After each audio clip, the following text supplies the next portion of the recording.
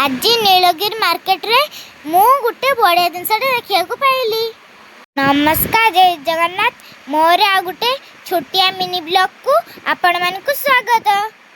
एबे तो मोर स्कूल खुली जाइची।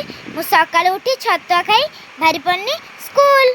तापरे मु स्कूल लु आसी आमे चालू नीलगिरी। सेठी किछि काम सारी देखिबा पाइलु गुटे नुआ जिनसा। आम नीलगिरी मार्केट रे एमतिका सब जिनस बिक्री हुए बोली मु प्रथम थर पे देखिली।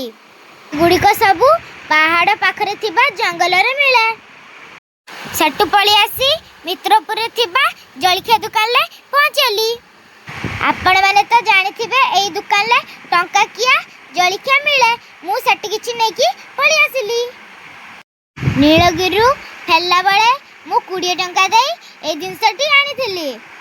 भाबिली लुण लंका दे टेस्ट करी कहमी आपण मान को केमती लागुची।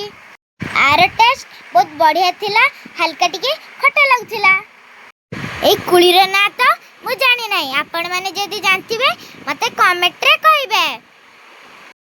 जदी आपण मान को मोर ई छोटिया मिनी ब्लॉग टी भल लागथिबो गुडे लाइक कर देबे। नमस्कार।